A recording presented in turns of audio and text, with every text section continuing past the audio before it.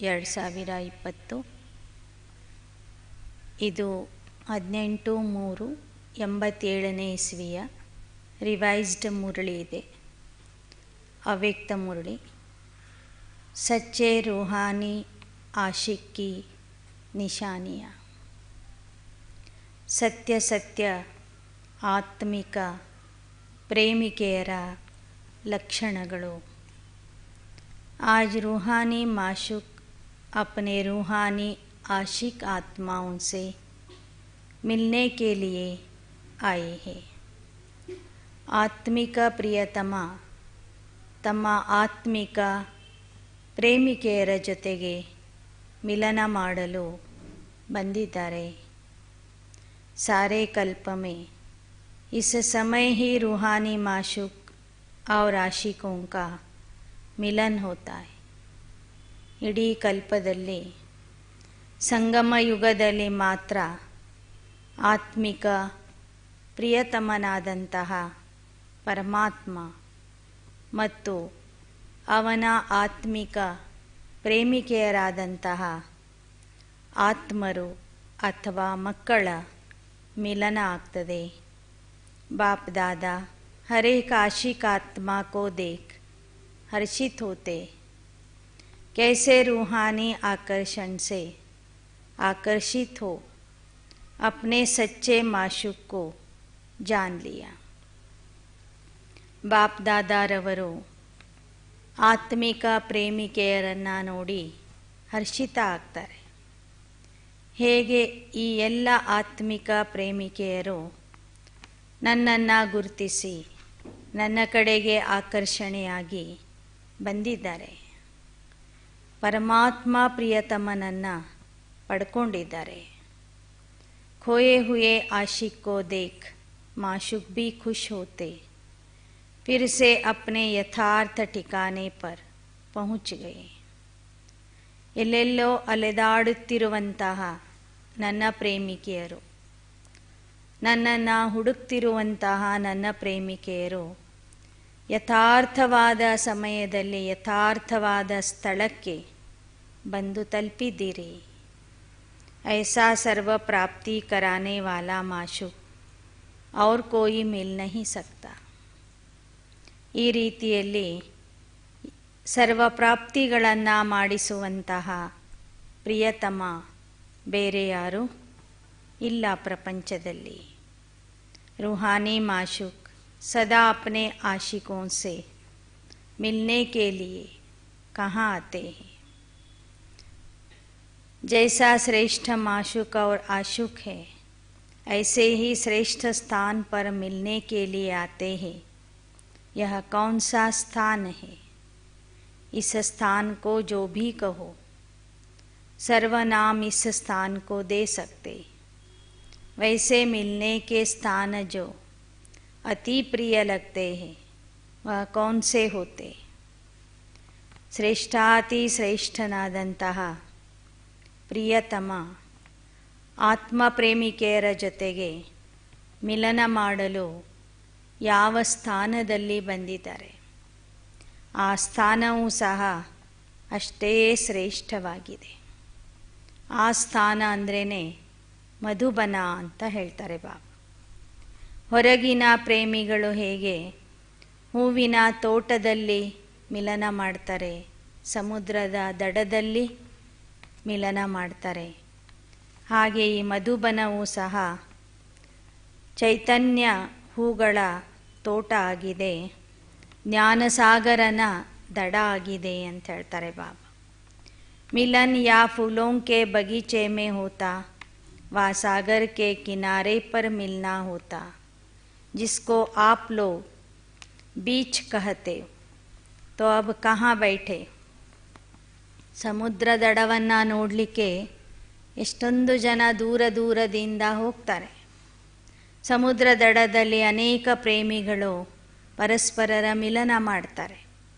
ಹಾಗೆ ಬಾಬಾ ಹೇಳ್ತಾರೆ ಮಧುಬನ ಏನಾಗಿದೆ, ಜ್ಞಾನಸಾಗರನ ದಡ ಆಗಿದೆ, ಆತ್ಮಿಕ ಗುಲಾಬಿಗಳ ಹೂತೋಟ ಆಗಿದೆ.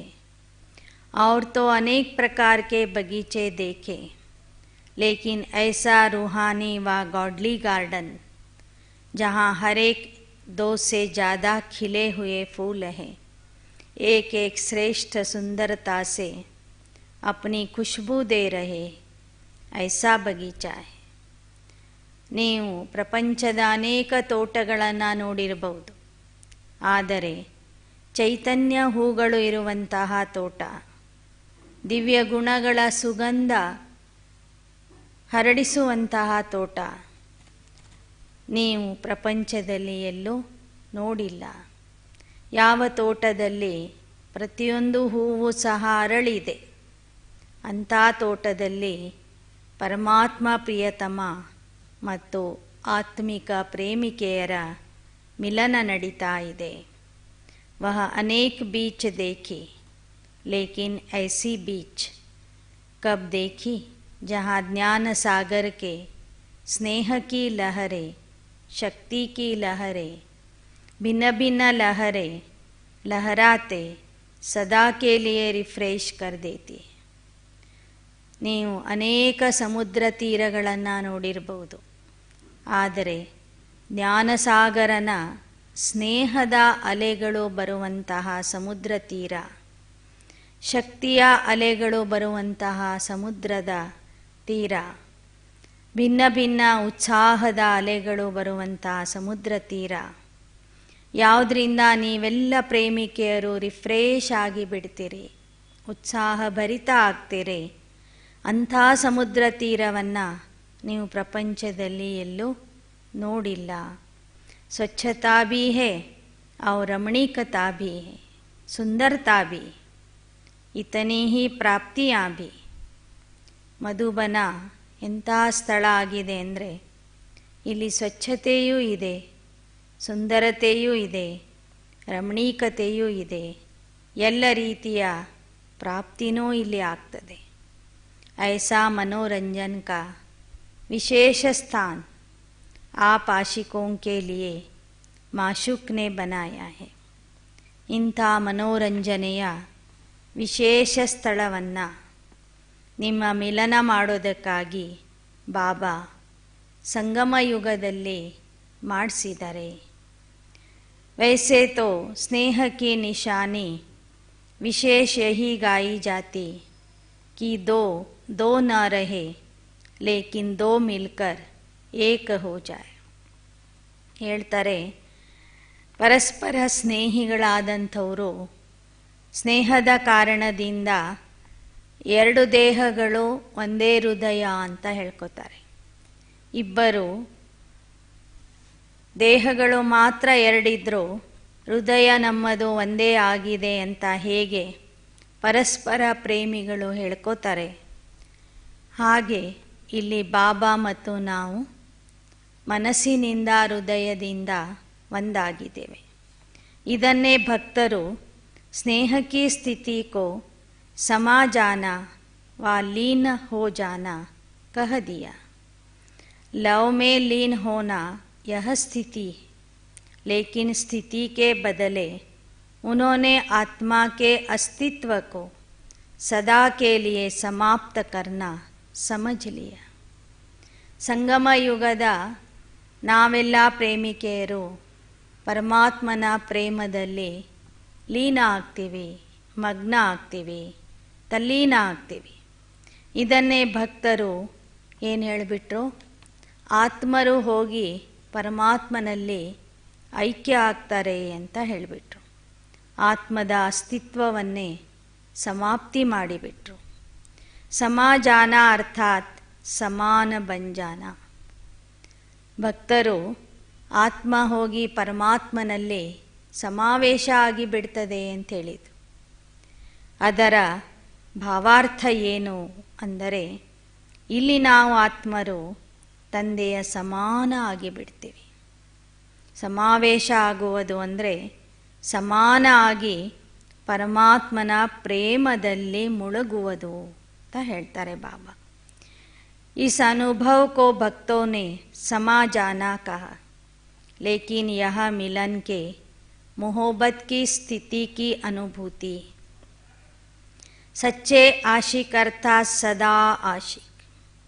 ಬಾಬಾ ಹೇಳ್ತಾರೆ, ಆ ಸ್ಥಿತಿ ಏನಿದೆ ಪರಮಾತ್ಮನ ಪ್ರೇಮದಲ್ಲಿ ತಲ್ಲೀನ ಆಗುವಂಥ ಸ್ಥಿತಿ, ಅದಕ್ಕೆ ಪರಮಾತ್ಮನ ಪ್ರೇಮದ ಅನುಭೂತಿ ಅಂತಲೂ ಹೇಳಲಾಗ್ತದೆ. ಸತ್ಯ ಪ್ರೇಮಿಕೆಯರು ಅಂದರೆ ಸದಾ ಪ್ರೇಮಿಕೆಯಾಗಿ ಇರುವಂಥವರು, ನ್ಯಾಚುರಲ್ ಆಶಿ.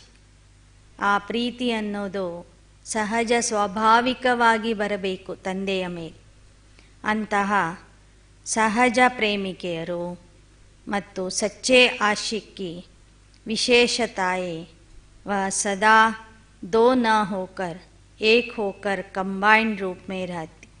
ಸತ್ಯ ಪ್ರೇಮಿಕೆಯರು ಸದಾ ಪ್ರಿಯತಮನ ಜೊತೆಗೇ ಇರುವಂಥವರಾಗಿರ್ತಾರೆ. फिर भी उनकी मुख्य निशानियाँ है. पहली निशान, ಸತ್ಯ ಪ್ರೇಮಿಕೆಯರ ಮೊದಲನೇ ಲಕ್ಷಣ ಆಗಿದೆ, वह माशूक द्वारा सर्व संबंधों की समय प्रमाण अनुभूति करते. माशूक एक है लेकिन एक के साथ सर्व संबंध है.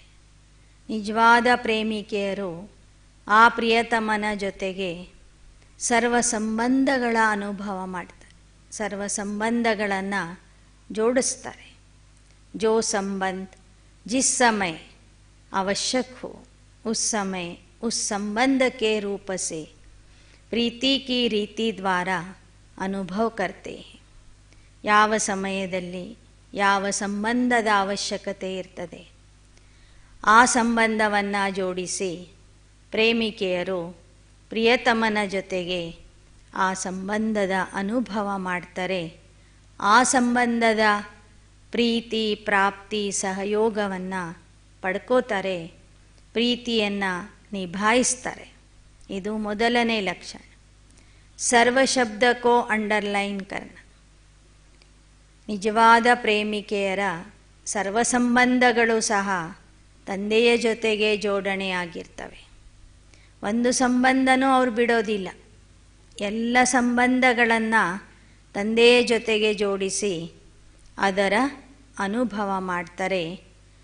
ಈ ಥರ ಆಗಿರೋದ್ರಿಂದ ಅವರಿಗೆ ಕಡಿಮೆ ಪರಿಶ್ರಮದಲ್ಲಿ ಹೆಚ್ಚಿನ ಸಂತುಷ್ಟತೆ ಅಥವಾ ಸಫಲತೆಯ ಪ್ರಾಪ್ತಿಯಾಗ್ತದೆ. दूसरी निशानी, सच्चे आशिक हर परिस्थिति में हर कर्म में सदा प्राप्ति की खुशी में होंगे. ಸತ್ಯ ಪ್ರೇಮಿಕೆಯರು ಪರಮಾತ್ಮನ ಜೊತೆಗೆ ಸರ್ವ ಸಂಬಂಧಗಳನ್ನು ಜೋಡಿಸುವುದರಿಂದ ಅವರಿಗೆ ಎಲ್ಲ ಪರಿಸ್ಥಿತಿಗಳಲ್ಲಿನೂ ಪ್ರತಿಯೊಂದು ಕರ್ಮ ಮಾಡುವಾಗಲೂ ತಂದೆಯಿಂದ ಪ್ರಾಪ್ತಿಯ ಅನುಭವ ಆಗ್ತದೆ ಮತ್ತು ಅವರು ಆ ಪ್ರಾಪ್ತಿಯ ಖುಷಿಯಲ್ಲಿ ಇರ್ತಾರೆ.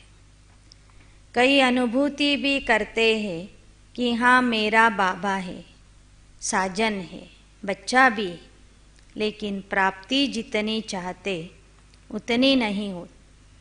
ಮಕ್ಕಳಲ್ಲಿ ಕೆಲವರು ನೀವು ಬುದ್ಧಿಯ ಆಧಾರದಿಂದ ಜ್ಞಾನದ ಆಧಾರದಿಂದ ಹೇಳ್ತೀರಿ, ಶಿವಬಾಬಾ ನನಗೆ ತಂದೆ ಆಗಿದ್ದಾರೆ, ಸಖ ಆಗಿದ್ದಾರೆ, ಸಾಜನ್ ಆಗಿದ್ದಾರೆ, ಮಗನೂ ಆಗಿದ್ದಾರೆ ಅಂತ ಹೇಳ್ತೀರಿ. ಆದರೆ ಅನುಭವ ಮಾಡೋದಿಲ್ಲ. ಆ ಸಂಬಂಧದಿಂದ ಏನು ಪ್ರಾಪ್ತಿ ಆಗಬೇಕೋ ಆ ಪ್ರಾಪ್ತಿಯ ಅನುಭವ ಮಾಡೋದಿಲ್ಲ. ಬಾಪ್ ಹೇ लेकिन वर्षे के प्राप्ति की खुशी नहीं रहती तो संबंध का अनुभव नहीं होता. ತಂದೆ ತಂದೆ ಅಂತ ಹೇಳ್ತೀರಿ, ಆದರೆ ತಂದೆಯಿಂದ ಸಿಗ್ತಿರುವಂತಹ ಆಸ್ತಿ ಏನಿದೆ ಅದನ್ನು ಅವರು ಸಂಪೂರ್ಣವಾಗಿ ಪಡ್ಕೊಳ್ಳಲ್ಲ. ಪ್ರಾಪ್ತಿಯ ಅನುಭವ ಕಡಿಮೆ ಇರೋದರಿಂದ ಖುಷಿಯೂ ಸಹ ಅವರಲ್ಲಿ ಕಡಿಮೆ ಇರ್ತದೆ. ಆದರೆ ಯಾರು ಆ ಪರಮಾತ್ಮನ ಜೊತೆಗೆ ನಿಜವಾದ ತಂದೆಯ ಸಂಬಂಧ ಜೋಡಿಸ್ತಾರೋ ಅವರಿಗೆ ಯಾವುದರಲ್ಲಿನೂ ಕೊರತೆನೇ ಇರೋದಿಲ್ಲ. वह सदा प्राप्ति का महसूस करेंगे, ಭರ್ಪೂರತಾ ಹೋಂಗಿ. ಅಂಥ ಪ್ರೇಮಿಕೆಯರು ಸದಾ ಪ್ರಾಪ್ತಿಯಿಂದ ಭರ್ಪೂರಾಗಿರ್ತಾರೆ. ಯಾವುದರ ಕೊರತೆಯನ್ನು ಅವರು ಅನುಭವ ಮಾಡೋದಿಲ್ಲ. सद्गुरु द्वारा सदा वरदानों से संपन्न स्थिति का, संपन्न ಸ್ವರೂಪ का ಅನುಭವ. ಪರಮಾತ್ಮನ ಜೊತೆಗೆ ಸದ್ಗುರುವಿನ ಸಂಬಂಧ ಜೋಡಿಸ್ತೀರಿ ಅಂದರೆ ಆ ಸದ್ಗುರುವಿನ ಎಲ್ಲ ವರದಾನಗಳಿಂದ ನೀವು ಸಂಪನ್ನ ಆಗಿರ್ಬೇಕು, ಸಂಪನ್ನ ಸ್ವರೂಪದ ಅನುಭವ ಮಾಡ್ತಿರ್ಬೇಕು. ತಂದೆಗೆ ಸರ್ವಶಕ್ತಿವಂತ ಅಂತ ಹೇಳ್ತೀರಿ ಅಂದಮೇಲೆ ಆ ಸರ್ವಶಕ್ತಿಗಳ ಪ್ರಾಪ್ತಿ ನೀವು ಅನುಭವ ಮಾಡಬೇಕು, ಆ ಸರ್ವಶಕ್ತಿಗಳನ್ನು ನೀವು ಪಡ್ಕೋಬೇಕು ಅಂತ ಹೇಳ್ತಾರೆ ಬಾಬಾ. ಇದು ನಿಜವಾದ ಪ್ರೇಮಿಕೆಯರ ಎರಡನೇ ಲಕ್ಷಣ. ಇನ್ನು ಮೂರನೇ ಲಕ್ಷಣ, ಯಾರು ಆ ಪರಮಾತ್ಮನ ಆತ್ಮಿಕ ಪ್ರೇಮಿಕೆಯಾಗಿರ್ತಾರೆ, ಸತ್ಯ ಪ್ರೇಮಿಕೆ ಆಗಿರ್ತಾರೆ, ಅವರು आशिक को अनुभूति भी है, प्राप्ति भी है, वह सदा तृप्त रहेंगे. ಯಾವ ಪ್ರೇಮಿಕೆಯರ ಸಂಬಂಧ ಸದಾ ತಂದೆಯ ಜೊತೆಗೇ ಇರ್ತದೆ, ಯಾರು ತಂದೆಯಿಂದ ಸರ್ವ ಪ್ರಾಪ್ತಿಗಳನ್ನು ನಿರಂತರವಾಗಿ ಪಡ್ಕೊಳ್ತಾ ಇರ್ತಾರೆ, ಅವರು ಸದಾ ತೃಪ್ತ ಆಗಿರ್ತಾರೆ, ಸಂತೃಪ್ತ ಆತ್ಮ ಆಗಿರ್ತಾರೆ. ಅವರಿಗೆ ಅಪ್ರಾಪ್ತಿಯ ಅನುಭವನೇ ಆಗೋದಿಲ್ಲ. तो तृप्ति यह आशिक की तीसरी विशेषता है. ಸದಾ ತೃಪ್ತಿಯಿಂದ ಇರೋದು, ಸಂತೃಪ್ತ ಆತ್ಮ ಆಗಿರುವುದು, ಇದು ಪ್ರೇಮಿಕೆಯರ ಮೂರನೇ ಲಕ್ಷಣ ಅಥವಾ ವಿಶೇಷತೆ ಆಗಿದೆ. अगर तृप्त नहीं तो अवश्य प्राप्ति में कमी है, और प्राप्ति नहीं तो सर्व संबंधों की अनुभूति में कमी है. ಪ್ರೇಮಿಕೆಯರಲ್ಲಿ ತೃಪ್ತಿ ಕಾಣ್ತಿಲ್ಲ ಅಂದರೆ ಅರ್ಥ ಏನು? ಅವರಿಗೆ ಪ್ರಾಪ್ತಿಯ ಅನುಭವ ಆಗ್ತಿಲ್ಲ. ಎಲ್ಲಿ ಪ್ರಾಪ್ತಿ ಇಲ್ಲ ಅಂದರೆ ಅವರು ಸರ್ವ ಸಂಬಂಧಗಳನ್ನು ತಂದೆಯ ಜೊತೆಗೆ ಜೋಡಿಸಿಲ್ಲ ಅಂತ ಅರ್ಥ ಆಗ್ತದೆ. तो तीन निशानियाँ, एक सर्व संबंध की अनुभूति, दूसरा प्राप्ति और तीसरा तृप्ति. ಬಾಬಾ ಹೇಳ್ತಾರೆ, ನನ್ನ ನಿಜವಾದ ಪ್ರೇಮಿಕೆಯರ ಮೂರು ಲಕ್ಷಣಗಳು ಅಂದರೆ, ಮೊದಲನೇದು ಆ ಪ್ರಿಯತಮನ ಜೊತೆಗೆ ಸರ್ವ ಸಂಬಂಧಗಳ ಅನುಭವ ಮಾಡೋದು, ಎರಡನೇದು ಸರ್ವ ಸಂಬಂಧದಿಂದ ಸಿಗುವ ಪ್ರಾಪ್ತಿಯನ್ನು ಪಡ್ಕೊಳ್ಳೋದು, ಮೂರನೇದು ಸದಾ ತೃಪ್ತ ಆತ್ಮ ಆಗಿ ಇರುವುದು.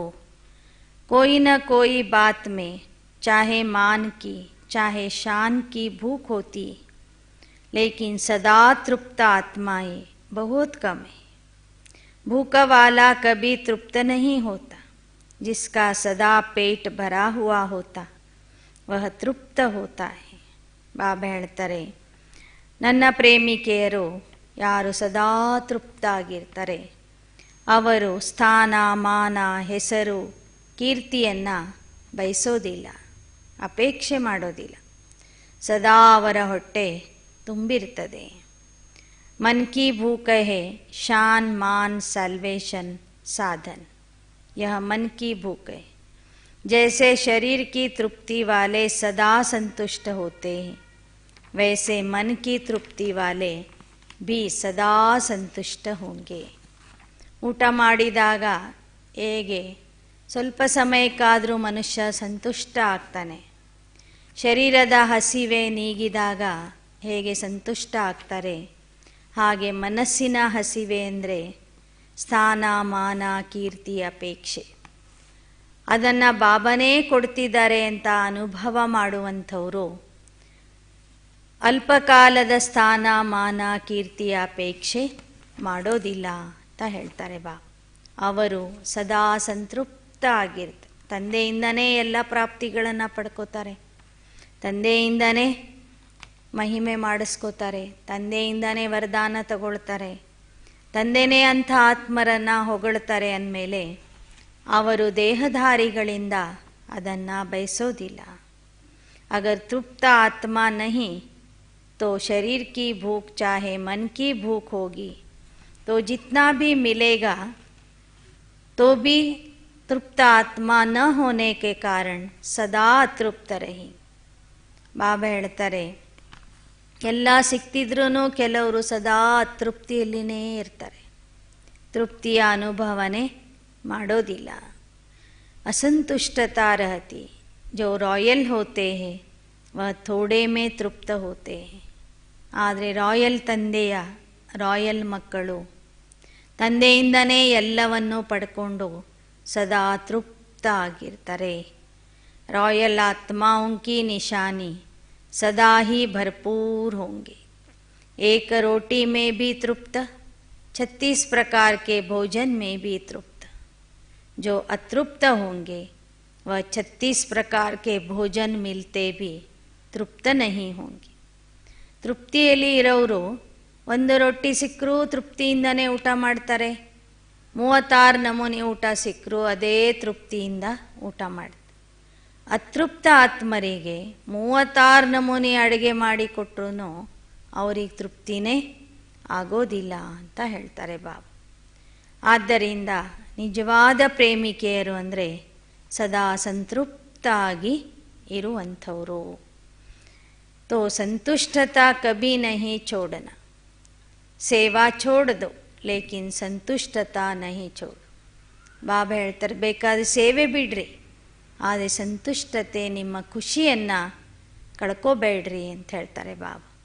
ಯಾವ ಸೇವೆಯಿಂದ ನಿಮಗೆ ಖುಷಿನೇ ಆಗೋದಿಲ್ಲ, ಸಂತುಷ್ಟತೆಯೇ ಸಿಗೋದಿಲ್ಲ, ಅದು ನಿಜವಾದ ಸೇವೆನೇ ಅಲ್ಲ ಅಂತ ಹೇಳ್ತಾರೆ ಬಾಬಾ. ಹೀಗೆ ಈ ದಿನದ ಮುರಳಿಯಲ್ಲಿ ವಿಶೇಷವಾಗಿ ಬಾಬಾ ತಮ್ಮ ಆತ್ಮಿಕ ಪ್ರೇಮಿಕೆಯರ 3 ಲಕ್ಷಣಗಳನ್ನು ವಿಶೇಷವಾಗಿ ತಿಳಿಸಿಕೊಟ್ರು. ಅದೇ ಮುರಳಿಯಲ್ಲಿ ಬಾಬಾ ಮುಂದೆ ಹೇಳ್ತಾ ಇದ್ದಾರೆ, ನನ್ನ ಪ್ರೇಮಿಕೆಯರಾಗಿ ನೀವು ಮಾಯೆಯ ಮುಂದೆ ನಿಮ್ಮ ಹುಡುಗಾಟಿಕೆಯ ಆಟ ತೋರಿಸ್ಲಿಕ್ಕೆ ಹೋಗಬೇಡ್ರಿ, ನಿಮ್ಮ ವಯ್ಯಾರ ತೋರಿಸ್ಲಿಕ್ಕೆ ಹೋಗಬೇಡ್ರಿ. ಏನೇ ಇದ್ರೂ ನನ್ನ ಹತ್ರನೇ ಬಂದು ನಿಮ್ಮ ಆಟ ತೋರಿಸ್ರಿ, ಹುಡುಗಾಟಿಕೆ ಮಾಡಿರಿ. ನಾನೆಲ್ಲವನ್ನೂ ನೋಡ್ತೀನಿ, ಮತ್ತು ನಿಮಗೆ ಸಾಂತ್ವನ ನೀಡ್ತೀನಿ, ನಿಮಗೆ ತಿಳುವಳಿಕೆ ಕೊಡ್ತೀನಿ, ಮಾರ್ಗದರ್ಶನ ಮಾಡ್ತೀನಿ. ಆದರೆ ಒಂದು ವೇಳೆ ನೀವೇನಾದರೂ ಮಾಯೆಯ ಚಕ್ರಕ್ಕೆ ವಶ ಆಗಿಬಿಟ್ರೆ ಮಾಯೆ ನಿಮ್ಮನ್ನು ನನ್ನಿಂದ ದೂರ ಕರ್ಕೊಂಡು ಹೋಗ್ತದೆ. ಅದಕ್ಕಾಗಿ ನೀವು ಮಾಯೆಯ ಚಕ್ರಕ್ಕೆ ಬಲಿಯಾಗಬೇಡಿ ಅಂತ ಬಾಬೋರು ವಿಶೇಷವಾಗಿ ಮಕ್ಕಳಿಗೆ ಎಚ್ಚರಿಕೆ ಕೊಡ್ತಾ ಇದ್ದಾರೆ. ನೀವು ಸದಾ ನನ್ನ ಪ್ರೇಮಿಕೆಯಾಗಿಯೇ ಇರಬೇಕಾದ್ರೆ ಸದಾ ಹಾತ್ ಔರ್ ಸಾಥ್ ನಹಿ ಛೂಟೆ. ನನ್ನ ಕೈಯನ್ನು ನೀವು ಬಿಡಬಾರದು, ನನ್ನ ಸಂಘವನ್ನು ನೀವು ಬಿಡಬಾರದು. ಸದಾ ಬುದ್ಧಿ ಕಾ ಸಾಥ ಹೋ, ಬಾಪ್ ಕೆ ಹರ್ ಕಾರ್ಯ ಮೇ ಸಹಯೋಗ ಕಾ ಹಾಥ ಹೋ. ಬುದ್ಧಿಯಿಂದ ಸದಾ ನನ್ನ ಜೊತೆಗೇ ಇರಿ, ನನ್ನ ಸಹಯೋಗದ ಕೈಯನ್ನು ಸದಾ ಹಿಡ್ಕೊಂಡೇ ಇರಿ. ಆಗ ಮಾಯೆ ನಿಮ್ಮ ಕೈ ಹಿಡಿಲಿಕ್ಕೆ ಬರೋದಿಲ್ಲ ಅಂತ ಬಾಬಾ ತಿಳಿಸ್ತಾ ಇದ್ದಾರೆ. ಇಂತಹ ಪ್ರೇಮಿಕೆಯರ ಜೊತೆಗೆ ಮಧುಬನದ ಸಭೆಯಲ್ಲಿ, ಮಧುಬನದ ಹೂತೋಟದಲ್ಲಿ ಬಾಬಾ ಇವತ್ತು ಮಿಲನ ಮಾಡ್ತಾ ಇದ್ದಾರೆ. ಇದು ಎಂಥ ವಂಡರ್ಫುಲ್ ಮಿಲನ ಆಗಿದೆ ಅಂದರೆ, ಇಲ್ಲಿ ಪ್ರತಿಯೊಂದು ಆತ್ಮ ಪ್ರೇಮಿಕೆ ಏನು ಅನುಭವ ಮಾಡ್ತಿದೆ ಅಂದರೆ, ಆ ಪ್ರಿಯತಮ ನನ್ನವನು, ನನ್ನ ಜೊತೆಗಿದ್ದಾನೆ ಅಂತ ಅನುಭವ ಮಾಡ್ತಾ ಇದ್ದಾರೆ. ಇಡೀ ಸಭೆಯಲ್ಲಿನೇ ಮಿಲನ ಮಾಡ್ತಿದ್ರೂ ಪ್ರತಿಯೊಬ್ಬರಿಗೂ ವೈಯಕ್ತಿಕವಾದ ಪ್ರೀತಿ ಮತ್ತು ಮಿಲನದ ಅನುಭವ ಇಲ್ಲಿ ಆಗ್ತಾ ಇದೆ ಅಂತ ಬಾಬಾ ಹೇಳ್ತಾರೆ.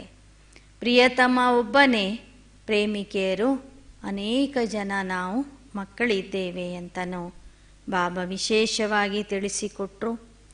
ಇಂತಹ ಅವಿನಾಶಿ ಪ್ರೇಮಿಕೆಯರಿಗೆ, ಪ್ರೀತಿಯ ರೀತಿಯನ್ನು ನಿಭಾಯಿಸುವಂಥ ಪ್ರೇಮಿಕೆಯರಿಗೆ, ಸರ್ವ ಪ್ರಾಪ್ತಿಯಿಂದ ಸಂಪನ್ನ ಆಗುವಂತಹ ಪ್ರೇಮಿಕೆಯರಿಗೆ, ಸದಾ ತೃಪ್ತ ಆತ್ಮ ಆಗಿ ಸದಾ ಸಂತುಷ್ಟತೆಯಿಂದ ಇರುವಂತಹ ಪ್ರೇಮಿಕೆಯರಿಗೆ, ಸದಾ ತಂದೆಯ ಸಂಗ ಮತ್ತು ಕೈಯನ್ನು ಗಟ್ಟಿಯಾಗಿ ಹಿಡ್ಕೊಂಡು ನಡೆಯುವಂತಹ ಆತ್ಮಿಕ ಪ್ರೇಮಿಕೆಯರಿಗೆ ತಂದೆಯ ಹೃದಯಪೂರ್ವಕವಾದಂತಹ ನೆನಪು, ಪ್ರೀತಿ ಮತ್ತು नमस्ते। वरदान। सदा श्रेष्ठ और नए प्रकार की सेवा द्वारा वृद्धि करने वाले सहज सेवाधारी भव। ಸದಾ ಶ್ರೇಷ್ಠ ಮತ್ತು ಹೊಸ ರೀತಿಯ ಸೇವೆಯ ಮೂಲಕ ಸೇವೆಯಲ್ಲಿ ವೃದ್ಧಿ ಮಾಡುವಂತಹ ಸಹಜ ಸೇವಾಧಾರಿ ಆಗಿರಿ। ಸದಾ ಶ್ರೇಷ್ಠವಾದಂತಹ ಸೇವೆ, ನವೀನತೆಯ ಸೇವೆಯಿಂದ ವೃದ್ಧಿ ಮಾಡುವಂತಹ ಸಹಜ ಸೇವಾಧಾರಿ ಆಗಿರಿ। ಶ್ಲೋಗನ್: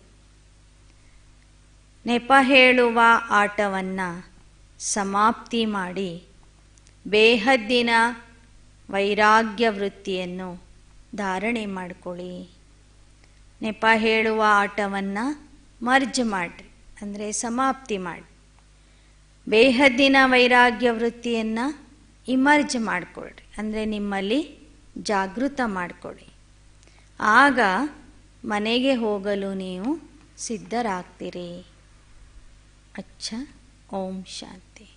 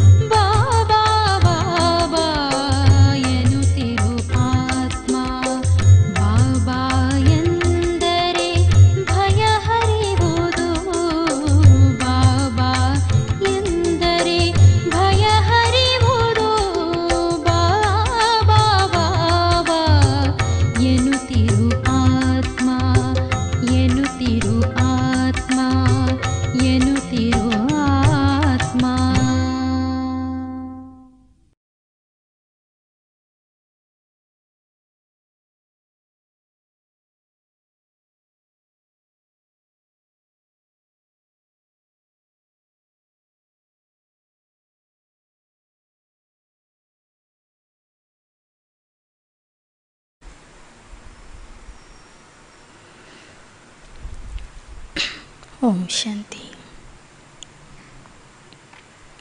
ಈ ದಿನದ ಯೋಗಾಭ್ಯಾಸದಲ್ಲಿ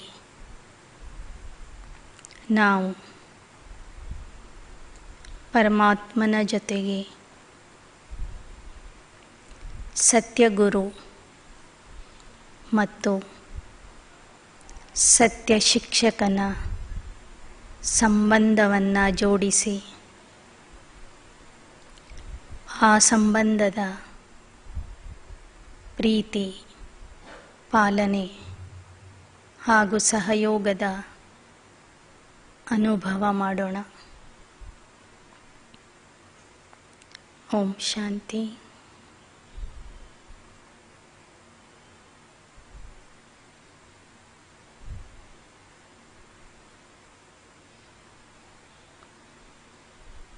ಮಸ್ತಕಮಣಿ ಆತ್ಮ ನಾನು, ದೇಹದಿಂದ ಭಿನ್ನ ಆಗಿ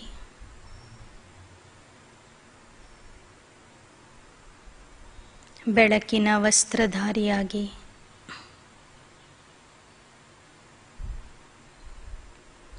ಫರಿಷ್ಠಾ ರೂಪದಲ್ಲಿ ಹಾರುತ್ತಾ ಹಾರುತ್ತಾ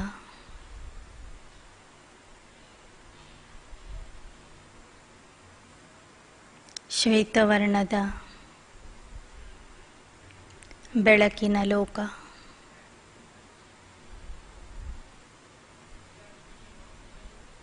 ಸಂಗಮಯುಗದಲ್ಲಿ ತಂದೆ ಮತ್ತು ಮಕ್ಕಳು ಮಿಲನ ಮಾಡುವ ಲೋಕ, ಆ ಸೂಕ್ಷ್ಮವತನಕ್ಕೆ ಹೋಗಿ ತಲುಪುತ್ತಿದ್ದೇನೆ.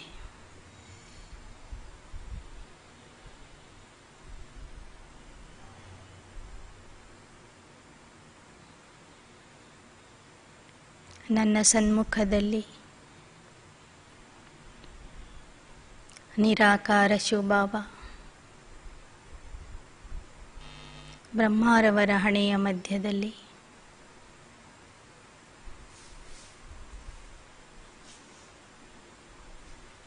ಸ್ವಪ್ರಕಾಶದಿಂದ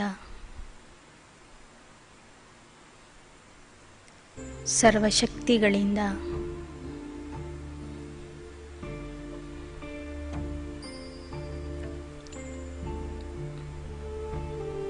ಬೆಳಗುತ್ತಿರುವ ಪರಂಜ್ಯೋತಿಯ ರೂಪದಲ್ಲಿ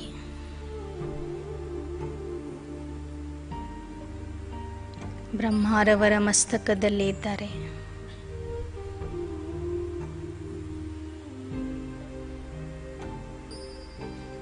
ಬಾಪ್ದಾದಾರವರನ್ನ ನಾನು ಕಂಬೈನ್ಡ್ ರೂಪದಲ್ಲಿ ನೋಡುತ್ತಿದ್ದೇನೆ.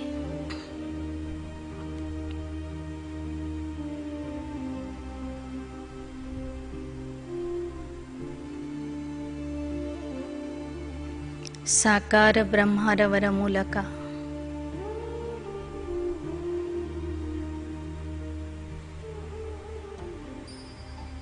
ನಿರಾಕಾರನ ಜೊತೆಗೆ ಮಧುರ ವಾರ್ತಾಲಾಪ ಪ್ರಾರಂಭಿಸುತ್ತಿದ್ದೇನೆ.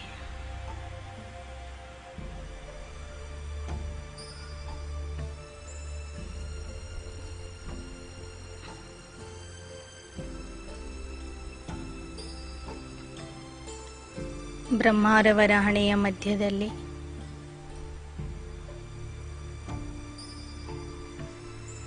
ಶಿವ ತಂದೆಯನ್ನ ನೋಡುತ್ತಾ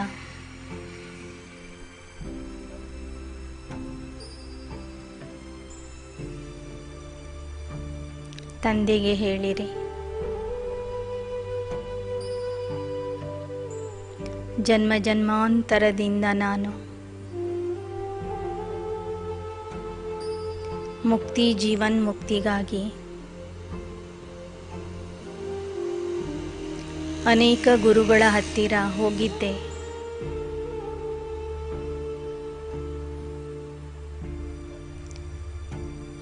ದೇಹಧಾರಿ ಗುರುಗಳನ್ನ ಮಾಡಿಕೊಂಡಿದ್ದೆ.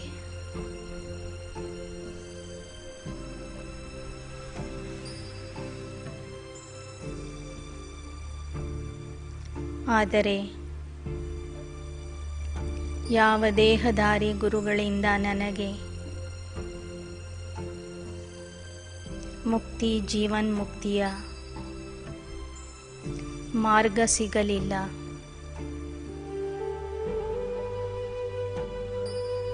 ಸಂಗಮಯುಗದಲ್ಲಿ ಗುರುಗಳಿಗೆ ಗುರು ಆಗಿರುವಂತಹ ಸ್ವಯಂ ಸೃಷ್ಟಿಕರ್ತ ಭಾಗ್ಯವಿಧಾತ ಪರಮಾತ್ಮನೇ ನನಗೆ ಸದ್ಗುರುವಿನ ರೂಪದಲ್ಲಿ ಸಿಕ್ಕಿದ್ದಾರೆ.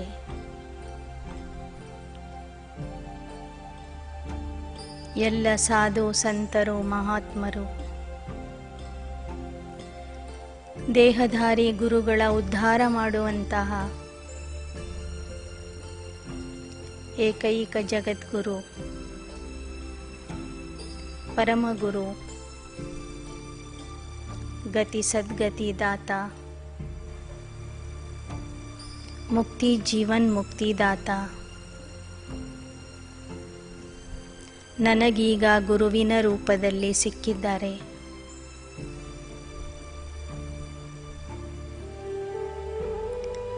ಆ ಸತ್ಯಗುರು ಪರಮಾತ್ಮ ಕೊಡುತ್ತಿರುವ ಶ್ರೀಮತದಿಂದ ನಾನು ಈ ಮಾರ್ಗದಲ್ಲಿ ನಡೀತಾ ಇದ್ದೇನೆ. ಸದ್ಗುರುವಿನ ಶ್ರೀಮತದ ಪಾಲನೆಯಲ್ಲಿ ಬೆಳೀತಾ ಇದ್ದೇನೆ. ನಾನು ಆ ಸತ್ಯಗುರು ಪರಮಾತ್ಮನ ಆಜ್ಞಾಕಾರಿ ಸೇವಕನಾಗಿದ್ದೇನೆ. ಸಂಗಮಯುಗದಲ್ಲಿ ಪರಮಗುರು ತಂದೆ ನನಗೆ ಮನ್ಮನಾಭವದ ಮಂತ್ರ ಕೊಟ್ಟಿದ್ದಾರೆ. ಆ ಮಂತ್ರದ ಅಭ್ಯಾಸದಿಂದ ನಾನು ಮನುಷ್ಯನಿಂದ ದೇವತಾ ಆಗ್ತಿದ್ದೇನೆ. ಪತಿತರಿಂದ ಪಾವನ ಆಗುತ್ತಿದ್ದೇನೆ.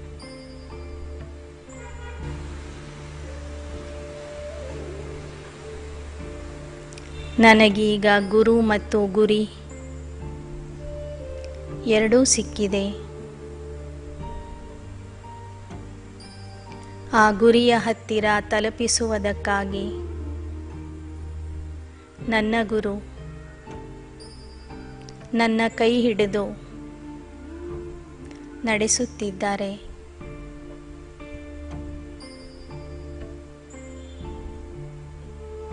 ಆಗಾಗ ಎಚ್ಚರಿಕೆ ಕೊಡುತ್ತಾರೆ. ಈ ನನ್ನ ಸತ್ಯಗುರು ನನ್ನಿಂದ ಯಾವ ಸೇವೆಯನ್ನೂ ಬಯಸೋದಿಲ್ಲ. ಪಾದಪೂಜೆಯನ್ನು ಮಾಡಿಸಿಕೊಳ್ಳೋದಿಲ್ಲ. ಫಲಪುಷ್ಪಗಳನ್ನು ಸ್ವೀಕರಿಸೋದಿಲ್ಲ.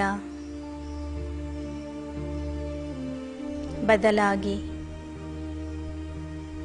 ನನ್ನ ಸೇವೆಯಲ್ಲಿ ಸದಾ ಹಾಜರಾಗುತ್ತಾರೆ.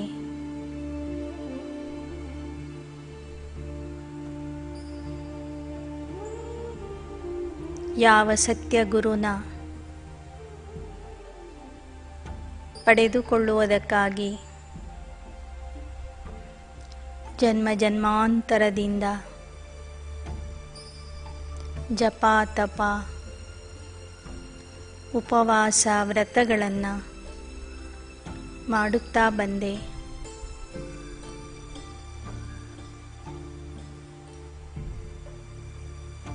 ಪೂಜೆ ಉಪಾಸನೆಯನ್ನು ಮಾಡಿದೆ. ಅಂತಹ ಸತ್ಯಗುರು ಈಗ ಪ್ರತಿದಿನ ನನಗೆ ಬಂದು ನಮಸ್ಕಾರ ಹೇಳುತ್ತಾರೆ. ಪ್ರೀತಿಯಿಂದ ನನ್ನ ಪಾಲನೆ ಮಾಡುತ್ತಾರೆ.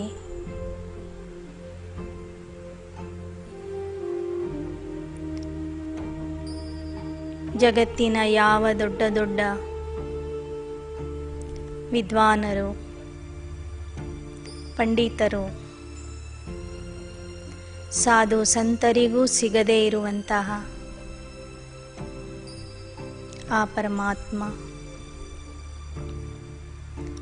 ಈಗ ನನ್ನ ಸನ್ಮುಖದಲ್ಲಿ ಗುರುವಿನ ರೂಪದಲ್ಲಿ ನಿಂತಿದ್ದಾರೆ.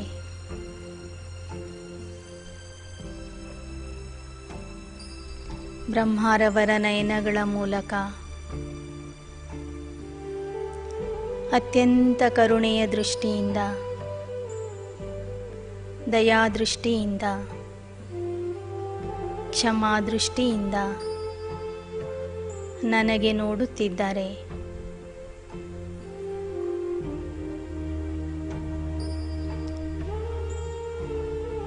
ಚಿಂತಿಸಬೇಡ, ನಾನಿದ್ದೇನೆಂದು ಧೈರ್ಯ ಕೊಡುತ್ತಿದ್ದಾರೆ. ಪ್ರಪಂಚದಲ್ಲಿ ಯಾವ ಗುರುಗಳು ತಾವು ದೇಹ ಬಿಟ್ಟು ಹೋಗುವಾಗ ತಮ್ಮ ಶಿಷ್ಯರನ್ನ ಜೊತೆಗೆ ಕರೆದುಕೊಂಡು ಹೋಗುವುದಿಲ್ಲ. ಆದರೆ ನನ್ನ ಗುರು ನನ್ನ ಕೈ ಬಿಟ್ಟು ಎಂದೂ ಹೋಗುವಂಥವನಲ್ಲ. ಕೊನೆಯವರೆಗೂ ಜೊತೆಗೇ ಇದ್ದು ಜೊತೆಗೆ ಕರೆದುಕೊಂಡು ಹೋಗುತ್ತಾನೆ. ಸರ್ವ ಆತ್ಮರನ್ನೂ ಸಹ ದುಃಖದಿಂದ, ಅಶಾಂತಿಯಿಂದ ಮುಕ್ತ ಮಾಡಿ ಮುಕ್ತಿ, ಜೀವನ್ಮುಕ್ತಿಯ ವರದಾನ ಕೊಡುತ್ತಾನೆ. ಎಲ್ಲರನ್ನೂ ತಮ್ಮ ಜೊತೆಗೆ ಮರಳಿ ಮನೆಗೆ ಕರೆದುಕೊಂಡು ಹೋಗುತ್ತಾನೆ.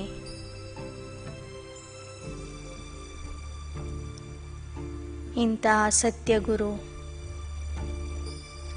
ಪರಮಗುರು, ಪರಮಾತ್ಮನ 2 ಆಜ್ಞೆಗಳನ್ನು ನಾನು ಸಂಗಮ ಯುಗದಲ್ಲಿ ಕೊನೆಯವರೆಗೂ ಪಾಲಿಸುತ್ತೇನೆ. ಒಂದು ಯೋಗಿ ಬನು, ಇನ್ನೊಂದು ಪವಿತ್ರ ಬನು. ಮಕ್ಕಳೇ, ಯೋಗಿಗಳಾಗಿ ಪವಿತ್ರ ಆಗಿ ಎಂಬ ಆದೇಶವನ್ನು ಅವನು ಸೃಷ್ಟಿಗೆ ಅವತರಿಸಿ ಬಂದ ಕೂಡಲೇ ನಮಗೆ ಕೊಟ್ಟಿದ್ದಾನೆ. ಆ ಆಜ್ಞೆಗಳನ್ನು ನಾವು ಕೊನೆಯವರೆಗೂ ಪಾಲನೆ ಮಾಡೋಣ.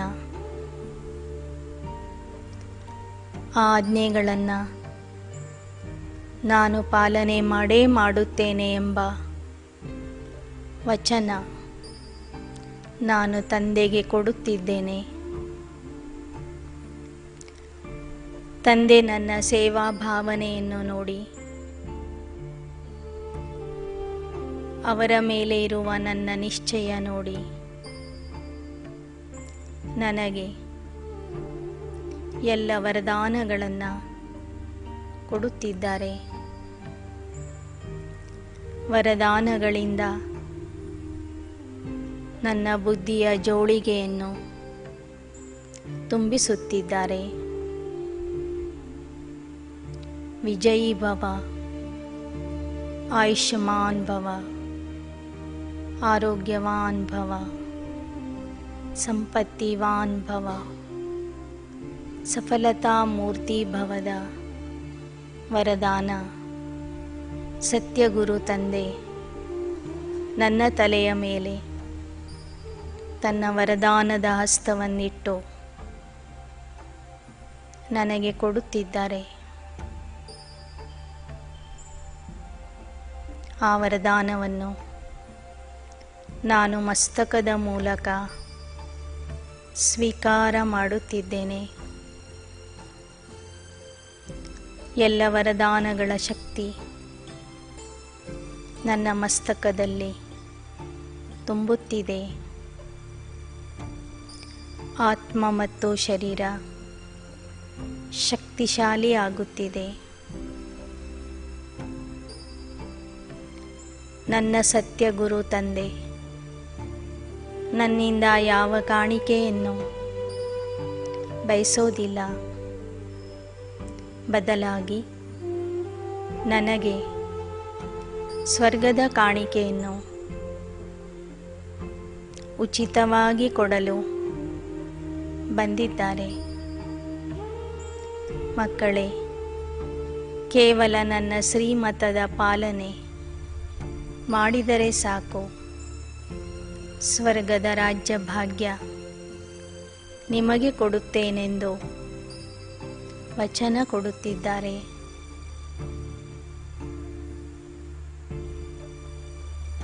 ನನ್ನ ಸತ್ಯಗುರು ತಂದೆಗೆ ಯಾವ ಕಾಯಿಲೆಗಳೂ ಬರೋದಿಲ್ಲ, ಯಾವ ಚಿಂತೆಗಳೂ ಇಲ್ಲ, ಯಾವ ಅಧಿಕಾರದ ದಾಹವೂ ಇಲ್ಲ, ಮಠ ಮಂದಿರಗಳೂ ಇಲ್ಲ. ಅಂತಹ ದೊಡ್ಡ ಸತ್ಯಗುರು ಆಗಿದ್ದರೂ ನಿಸ್ವಾರ್ಥ ಭಾವನೆಯಿಂದ ಸೇವೆ ಮಾಡುತ್ತಿದ್ದಾರೆ.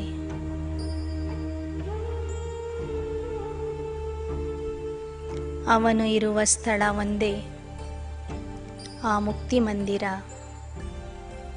ಪರಮಧಾಮ. ಅದು ಕೇವಲ ಅವನ ಮನೆಯಲ್ಲ, ನಮ್ಮೆಲ್ಲರ ಮನೆಯೂ ಆಗಿದೆ.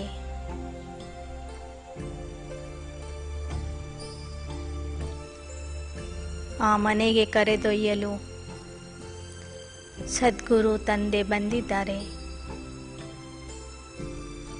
ನನಗೆ ಹೇಗೆ ಮುಕ್ತಿ ಜೀವನ್ಮುಕ್ತಿಯನ್ನು ಕೊಡುತ್ತಿದ್ದಾರೋ ಹಾಗೆ ನಾನು ಅನೇಕ ಆತ್ಮರಿಗೆ ತಂದೆ ಕೊಡುತ್ತಿರುವ ಮುಕ್ತಿ ಜೀವನ್ಮುಕ್ತಿಯ ಆಸ್ತಿಯನ್ನು ಕೊಡುತ್ತೇನೆ. ಮುಕ್ತಿ ಜೀವನ್ಮುಕ್ತಿಯ ಮಾರ್ಗವನ್ನು ತೋರಿಸುತ್ತೇನೆ. ಈ ಪ್ರಪಂಚದಲ್ಲಿ ಇರುವ ಅನೇಕ ಆತ್ಮರಿಗೆ ಗೃಹಸ್ಥ ಸಂಸಾರದಲ್ಲಿ ಇದ್ದು ಜನಕರಾಜನ ರೀತಿಯಲ್ಲಿ ಮುಕ್ತಿ ಜೀವನ್ಮುಕ್ತಿಯನ್ನು ಪಡೆಯುವ ಪವಿತ್ರತೆಯ ಮಾರ್ಗ ತೋರಿಸುತ್ತೇನೆ.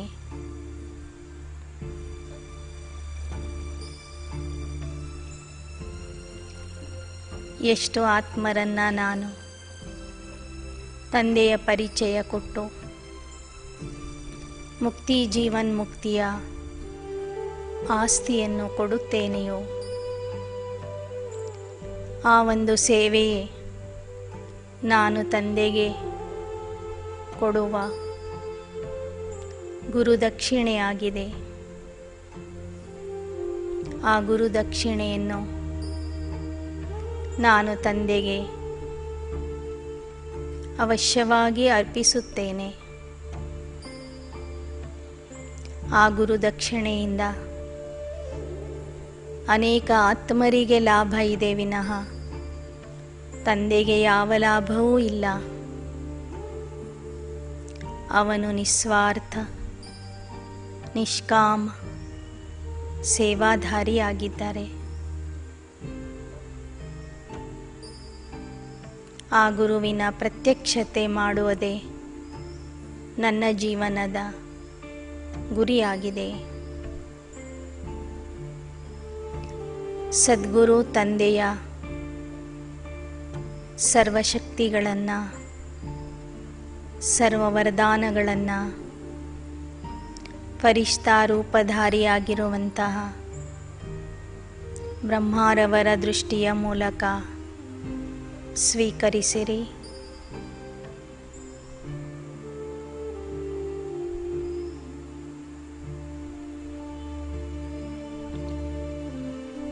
ಗುರುವಿನ ಆಜ್ಞಾಪಾಲಕ ಸೇವಕ ಆಗಿ ಅತ್ಯಂತ ಗೌರವದಿಂದ ಪ್ರೀತಿಯಿಂದ ಬಾಪ್ ದಾದಾರವರಿಗೆ ಧನ್ಯವಾದ ಹೇಳಿ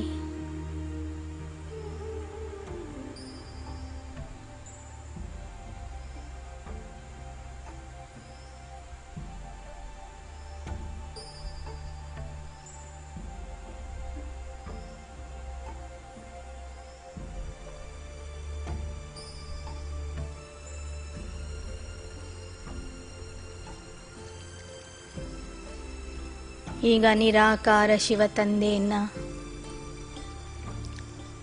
ಪರಮ ಶಿಕ್ಷಕನ ರೂಪದಲ್ಲಿ ನೋಡ್ತಾ ಹೋಗ್ರಿ.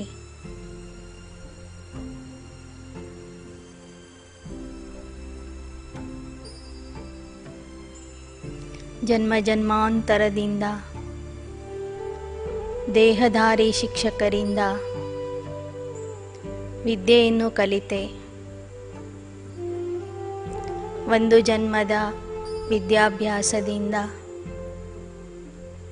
ಒಂದು ಜನ್ಮದ ಜೀವನ ನಿರ್ವಹಣೆ ನಡೆಯಿತು. ಈಗ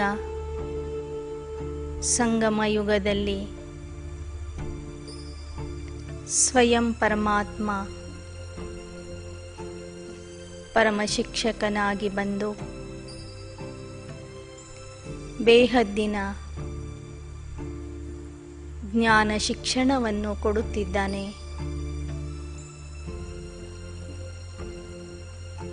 ಈ ವಿದ್ಯಾಭ್ಯಾಸದಿಂದ ಕೇವಲ ಒಂದು ಜನ್ಮಕ್ಕಾಗಿ ಮಾತ್ರ ಅಲ್ಲ,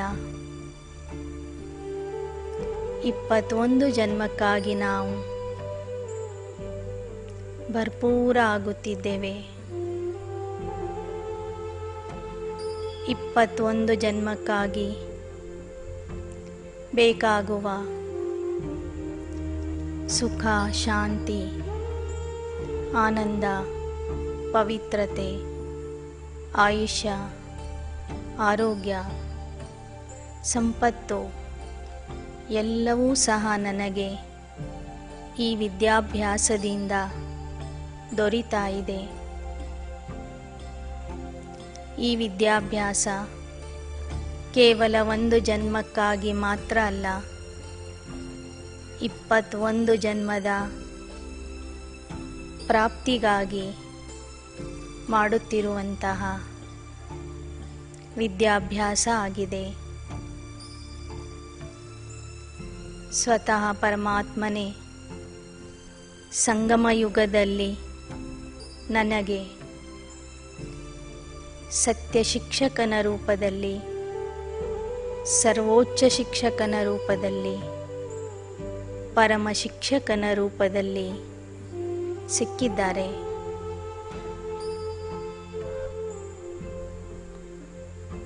ನಾನು ಆ ಶಿಕ್ಷಕನ ಗಾಡ್ಲಿ ಸ್ಟೂಡೆಂಟ್ ಆಗಿದ್ದೇನೆ,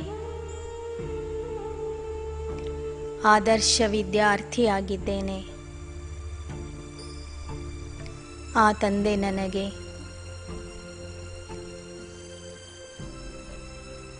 ತ್ರಿಕಾಲ ಜ್ಞಾನವನ್ನು ಕೊಟ್ಟು ತ್ರಿಕಾಲದರ್ಶಿಯನ್ನಾಗಿ ಮಾಡಿದ್ದಾರೆ. 3 ಲೋಕದ ಇತಿಹಾಸ ಭೂಗೋಳವನ್ನು ತಿಳಿಸಿಕೊಟ್ಟಿದ್ದಾರೆ. 84 ಜನ್ಮಗಳ ದೇವತೆಗಳ ಚರಿತ್ರೆಯನ್ನು,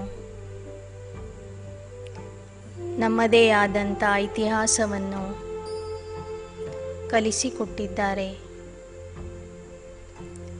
ಕರ್ಮದ ಗಣಿತವನ್ನು ಕಲಿಸುತ್ತಿದ್ದಾರೆ. ರಾಜಯೋಗದ ವಿಜ್ಞಾನವನ್ನು ಕಲಿಸುತ್ತಾ ಇದ್ದಾರೆ. ಭಾವನೆಯ ಭಾಷೆಯನ್ನು, ಮಧುರ ಭಾಷೆಯನ್ನು, ಮೌನದ ಭಾಷೆಯನ್ನು ಕಲಿಸುತ್ತಿದ್ದಾರೆ. ಸೃಷ್ಟಿಯ ಸರ್ವೋತ್ತಮ ಪಾತ್ರಧಾರಿಯಾಗುವಂತಹ ಕಲೆಯನ್ನು ನನ್ನಲ್ಲಿ ತುಂಬುತ್ತಿದ್ದಾರೆ. ತಂದೆ ಕೊಡುವ ಶಿಕ್ಷಣ ಆತ್ಮಿಕ ಶಿಕ್ಷಣ, ಪರಿಪೂರ್ಣ ಶಿಕ್ಷಣ. ಈ ಶಿಕ್ಷಣದಿಂದ ಆತ್ಮ ನಾನು ಪರಿಪೂರ್ಣ ಸ್ಥಿತಿಗೆ ತಲುಪುತ್ತೇನೆ.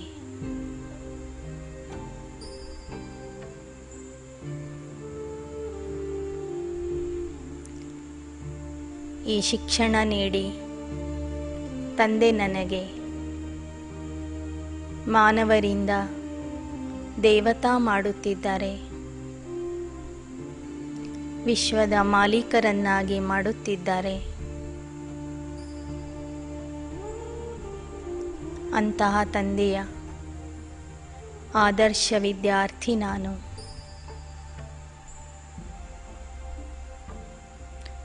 ತಂದೆ ನನಗೆ ಆತ್ಮಜ್ಞಾನ ಕೊಟ್ಟಿದ್ದಾರೆ. ತಮ್ಮ ಪರಿಚಯ ಕೊಟ್ಟಿದ್ದಾರೆ.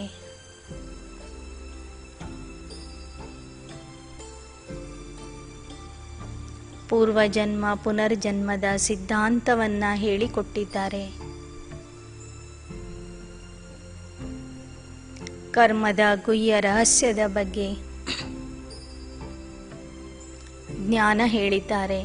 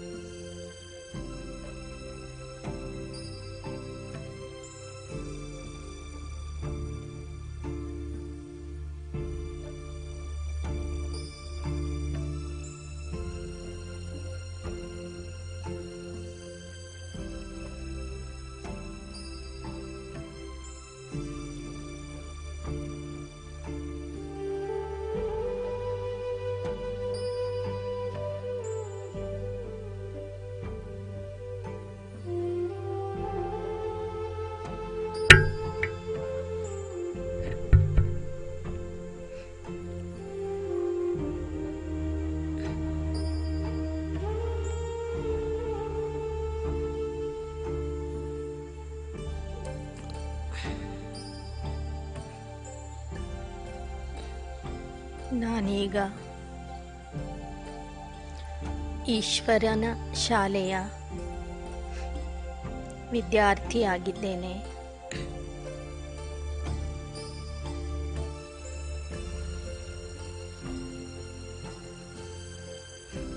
ಬಾಪ್ದಾದಾರವರ ಮುಂದೆ ಆದರ್ಶ ವಿದ್ಯಾರ್ಥಿಯಾಗಿ ಕುಳಿತುಕೊಳ್ಳಿರಿ. ಸೂಕ್ಷ್ಮವತನದಲ್ಲಿ ಬಾಪ್ದಾದ ನಿಮಗಾಗಿ ಜ್ಞಾನ ಮುರಳಿಯನ್ನು ನುಡಿಸುತ್ತಾ ಇದ್ದಾರೆ.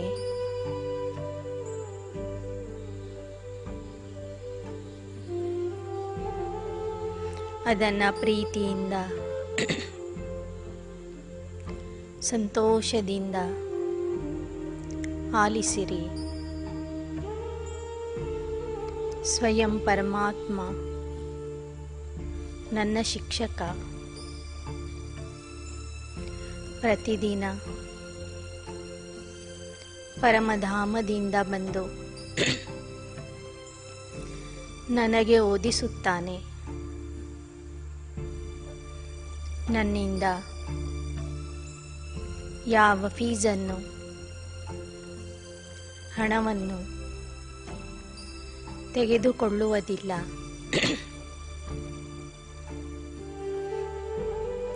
ಹೆಚ್ಚಿನ ಪುಸ್ತಕಗಳ ಭಾರ ನನಗೆ ಹೊರಿಸುವುದಿಲ್ಲ.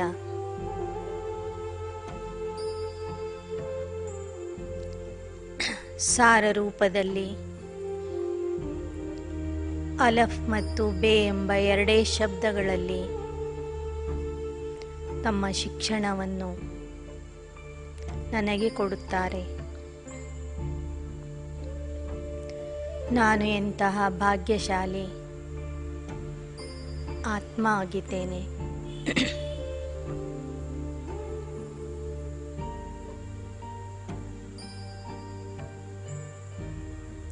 ತಂದೆಯಿಂದ ಮುರಳಿಯನ್ನು ಆಲಿಸುತ್ತಾ ಅದರಲ್ಲಿ ಇರುವ ವಿಶೇಷ 2-3 ಪಾಯಿಂಟ್ಸ್ಗಳನ್ನು ನೋಟ್ ಮಾಡಿಕೊಳ್ಳಿ. ತಂದೆಯಿಂದ ದೃಷ್ಟಿಯನ್ನು ತೆಗೆದುಕೊಳ್ಳಿರಿ.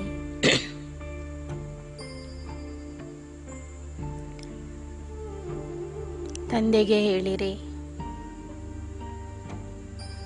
ನೀನು ಕೊಡುವ ಶಿಕ್ಷಣ, ನೀನು ಕೊಡುವ ಜ್ಞಾನ ನಾನು ಇಡೀ ಜಗತ್ತಿನಲ್ಲಿ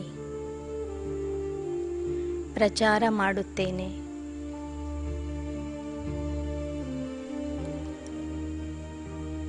ನಿನ್ನ ಜ್ಞಾನದ ಶಂಖಧ್ವನಿಯನ್ನು ಇಡೀ ಜಗತ್ತಿನಲ್ಲಿ ಮೊಳಗಿಸುತ್ತೇನೆ.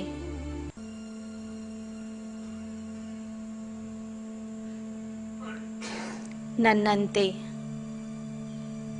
ಅನೇಕ ಆತ್ಮರು ಈ ಜ್ಞಾನವನ್ನು ತಿಳಿದುಕೊಳ್ಳಲಿ. ನಿನ್ನ ಆಸ್ತಿಗೆ ಅಧಿಕಾರಿಗಳಾಗಲಿ.